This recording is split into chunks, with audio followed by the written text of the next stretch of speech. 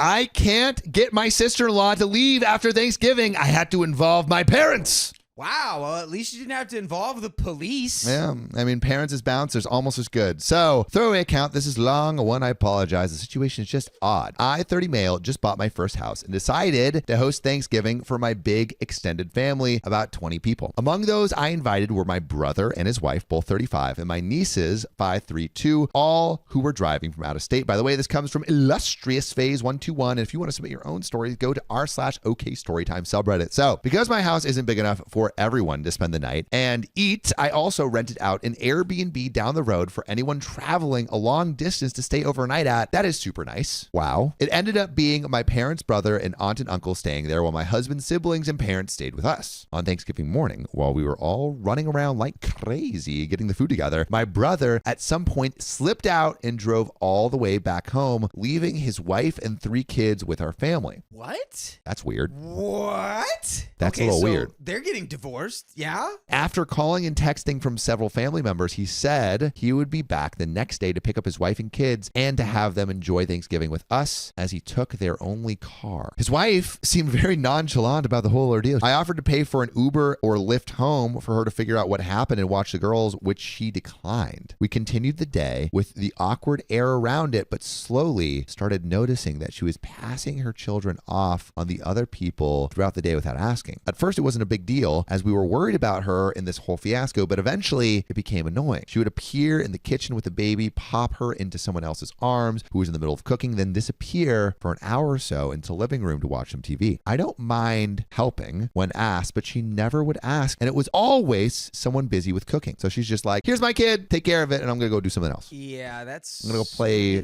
Clash of Clans or whatever, or Bejeweled. What's the Bejeweled one? Is it Bejeweled? Is it called Bejeweled? Bejeweled. What's the Bejeweled one? The one of the jewels. When we finally sat to eat, she ended up sitting her girls at one end of the table and sitting on the opposite end, leaving her kids, one of which couldn't really feed herself, another needing lots of help to fend for themselves. Of course, my parents jumped on board helping, but my sister-in-law never once asked anyone to help and just enjoyed her dinner. At the end of the night, I offered to drive sister-in-law back to the Airbnb, but she refused, saying her and the kids were staying in the house that night. I was very confused since all of their stuff was back at the Airbnb. I told her my husband's family was staying here and that our family was at the Airbnb, which she confirmed, then said, yeah, but we're really tired and want to stay here. You don't even have to drive. He's getting you a freaking car. If the homeowner's telling you to go.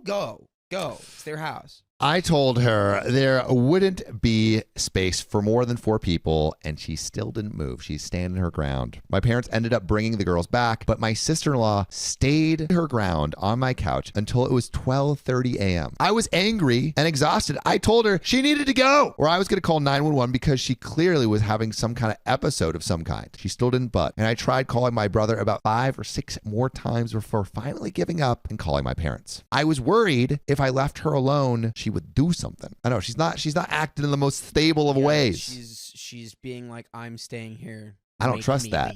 I don't trust that. That is spooky. My mom came over about 2 a.m. and tagged me out, where she ended up staying up with sister-in-law for the rest of the night. The next morning, they were both still up and chatting over coffee. That's good, I guess. I asked her when my brother was coming to pick her up, and she just shrugged, and something in me snapped. I yelled at her that she needed to go, and I didn't care how, but since nobody was telling me anything that was going on, I wasn't going to put up with his BS any longer. She just said that she needed a ride. My mom called my dad, who brought the girls over, and he had to physically pick up my sister-in-law to get her out of the house. My dad ended up making the 4-hour drive to drop my sister-in-law off at home, and we kept the girls to make sure they were safe. My dad told me when he dropped off my sister-in-law, my brother was at home watching the football game and didn't seem surprised that she was home without the girls. My dad grabbed some extra clothes and toys before he left and told my brother to call me later. Currently, me and my parents are swapping with watching the kids, and my brother is calling me telling me how terrible I was to punt his wife out like that. I don't understand what's going on.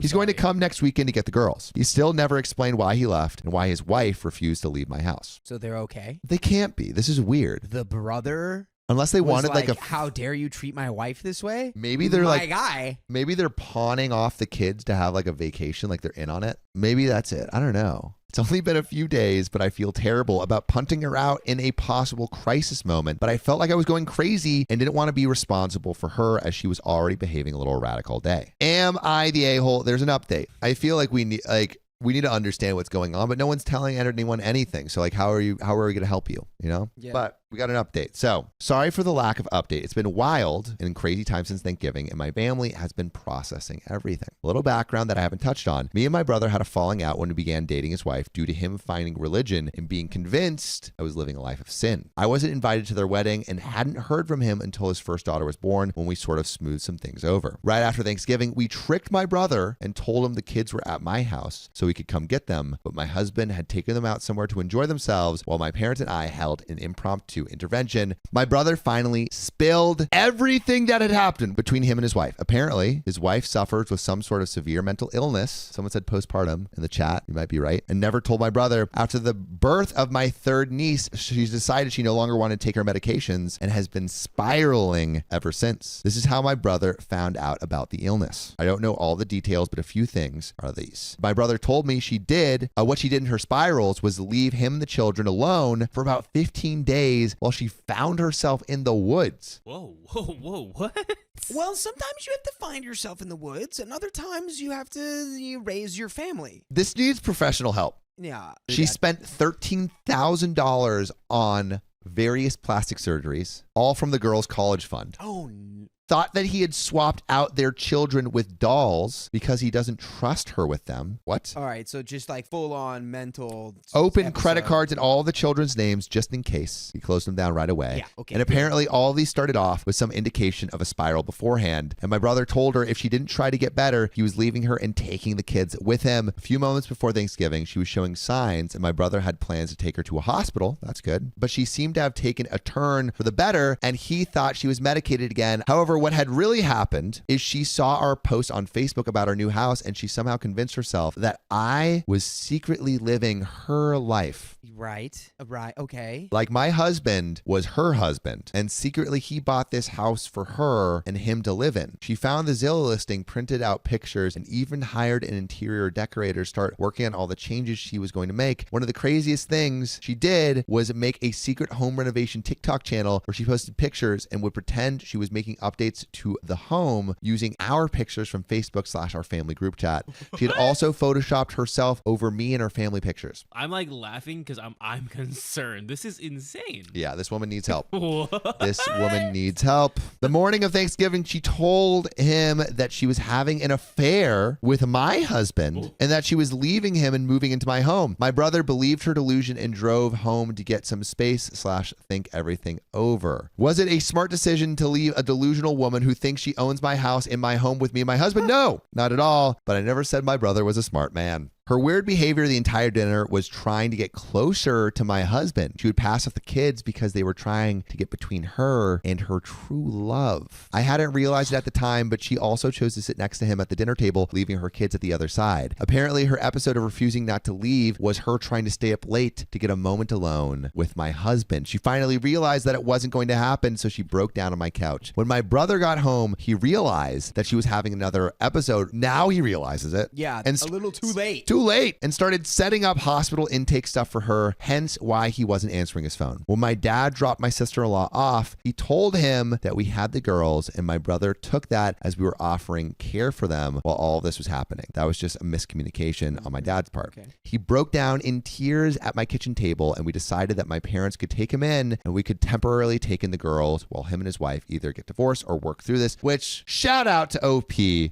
for taking care of the girls. Like, this is a crazy, stressful situation, and shout out to OP for making it a little better. Well, yeah, sometimes situations in life get a little crazy, but as the aunt of these children, it's like you bear some level of responsibility, and shout out for you for taking on the mantle. Yeah, good on you for taking it. Either way, we're going to make a better effort to be in my brother and niece's life. We've had the girls a little over 2 months now. Wow, it's been a sec. And it's been amazing. I'm so happy they are in our lives again, even if it's only temporary. I've seen a genuine change in my brother since the separation between him and his wife, and it's 100% been for the better. Okay, this is what happens when a family unites to solve a problem instead of just cutting people out, right? Right. He seems less stressed and comes to dinner every night with us and the girls. By the way, you can listen to full episodes with stories just like this. Go to Spotify, Apple Podcasts, or your favorite podcast app and search OK Storytime. There's another relevant update. He has visited his wife a few times. However, I haven't heard much about her during this time, but he seems to be leaning towards a divorce and moving back closer to me and her parents, which I think would be a welcomed change. It's been a weird couple of months, and I'm just glad things are finally getting back in place. And that is where this story